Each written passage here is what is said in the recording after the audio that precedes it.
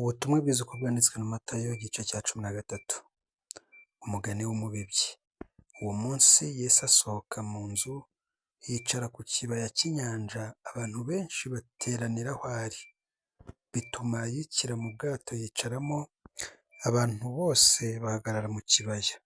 Abigisha byinshi, abacira imigani aravuga ati, umubibyi yasohoye imbuto, akibiba zimwe zigwa mu nzira, inyoni ziraza zirazitoragura. Izindi zigwa ku kara kadafite ubutaka bwinshi, uwo mwanya ziramera kuko ubutaka atari burebure. Izuba rivuye ziraraba, maze kuko zitari zifite imizi ziruma. Izindi zigwa mu mahwa, amahwa araruka araziniga. Izindi zigwa mu butaka bwiza, zera imbuto, imwe 100, indi 60, indi 70, bityo bityo. Ufite amatwi niyumve. Abigishwa baramwegera baramubaza bati, ni iki gituma ubigishiriza mu migani? Arabasubiza ati, mwebweho mwahawe kumenya ubwiru bw'ubwami bwo mu ijuru, ariko bo ntibabihawe. Kuko ufite wese azahabwa kandi akarushirizwaho, ariko udafite wese azakwa n'icyo yari afite. Igituma mbigishiriza mu migani ni iki? Ni uko iyo barebye batitegereza, n'iyo bumvise batumva, kandi ntibasobanukirwe. Ndetse ibyo Yesaya yahanuye bibasohoyeho ngo, kumva muzumva ariko ntimuzabisobanukirwa, kureba muzareba ariko ntimuzabibona. Kuko umutima w'ubu bwoko ufite ibinure, amatwi yabo akaba ari ibihurihuri, amaso yabo bakayahumiriza ngo batarebesha amaso, batumvisha amatwi, batamenyesha umutima, bagahindukira ngo mbakize. Yesu asobanura umugani w'umubibyi. Ariko amaso yanyu arahirwa kuko abona, n'amatwi yanyu kuko yumva. Ndababwira ukuri yuko abahanuzi benshi n'abakiranutsi bifuzaga kureba ibyo mureba ntibabibone, no kumva ibyo mwumva ntibabyumve. Nuko nimwumve umugani w'umubibyi. Uwumva wese ijambo ry'ubwami ntarimenye, umuba araza agasahura ikibibwe mu mutima we. Uwo ni we usa n'izibibwe mu nzira, kandi usa n'izibibwe ku kara. Uwo ni we wumva ijambo, uwo mwanya akaryemera anezerewe, ntagire imizi muri we, maze agakomera umwanya muto. Iyo habayeho amakuba cyangwa kurenganywa azira iryo jambo, uwo mwanya biramugusha. Kandi usa n'izibibwe mu mahwa, uwo ni we wumva ijambo, maze amaganya y'iyi si n'ibihendo by'ubutunzi bikanigwa iryo jambo ntiryere. Kandi usa n'izibibwe mu butaka bwiza, uwo ni we wumva ijambo akarimenya, akera imbuto, umwe 100, undi 60, undi 30. Umugani w'urukungu mu masaka. Nuko abacira undi mugani aravuga ati, ubwami bwo mu ijuru bugereranywa n'umuntu wabibye imbuto nziza mu murima we. Nuko abantu basinziriye, umwanzi araza abiba urukungu mu masaka, aragenda. Nuko amaze kumera no kwera, urukungu narwo ruraboneka. Abagaragu be baraza babaza umutware bati, mutware, ntiwabibye imbuto nziza mu murima wawe? None urukungu rurimo rwavuye he? Ati, umwanzi ni we wagize atyo.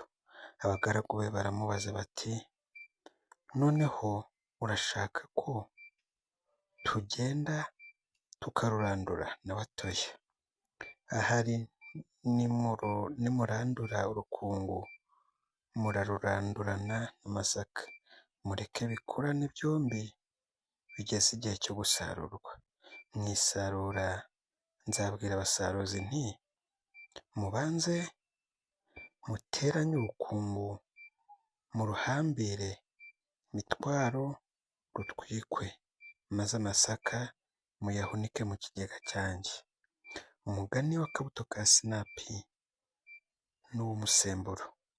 Abacira undi mugani ati ubwami bwo mu ijuru bugereranwa n'akabuto ka sinapi umuntu yenze akakabiba mu murima we, nako ni gato hanyuma y'imbuto zose, nyamara iyo gakuze kaba kanini kakaruta imboga zose, kakaba igiti maze inyoni zo mu kirere zikaza zikarika ibyari mu mashami yacyo. Abacira undi mugani ati ubwami bwo mu ijuru bugereranywa n'umusemburo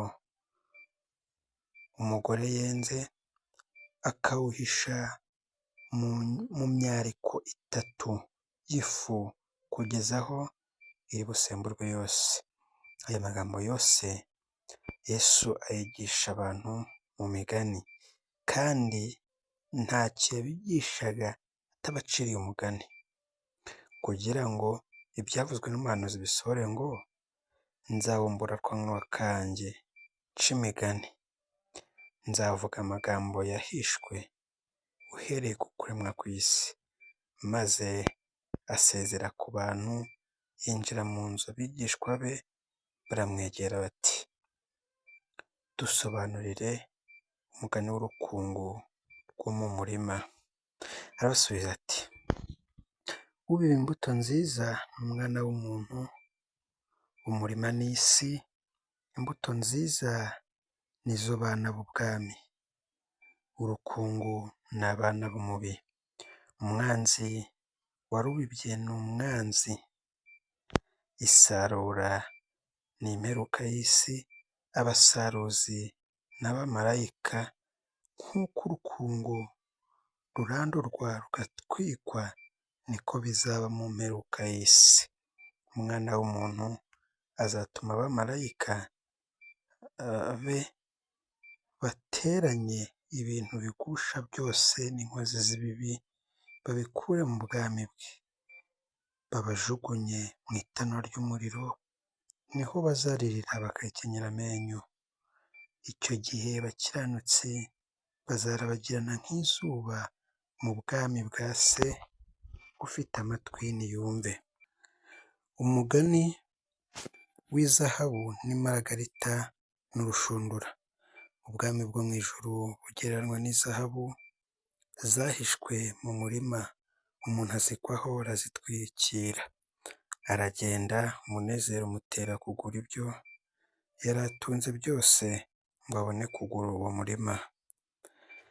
Kandi ubwami bwo mu ijuru bugereranywa n'umutunzi ushaka imaragarita nziza, abonye imaragarita imwe y'igiciro cyinshi, aragenda agura ibyo yari atunze byose ngo abone kuyigura.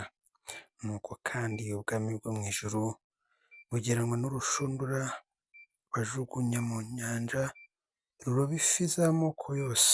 Iyo rwuzuye barukururira ku nkombe, bakicara bagatoranyamo inziza bakazishyira mu mbehe, imbi bakazita.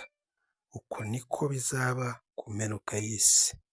Abamarayika bazasohoka batoranye abanyabyaha mu bakiranutsi, babajugunye mu itanura ry'umuriro, niko bazaririra bakahekenyera amenyo. Ayo magambo yose aho murayumvise? Baramusubiza bati ye.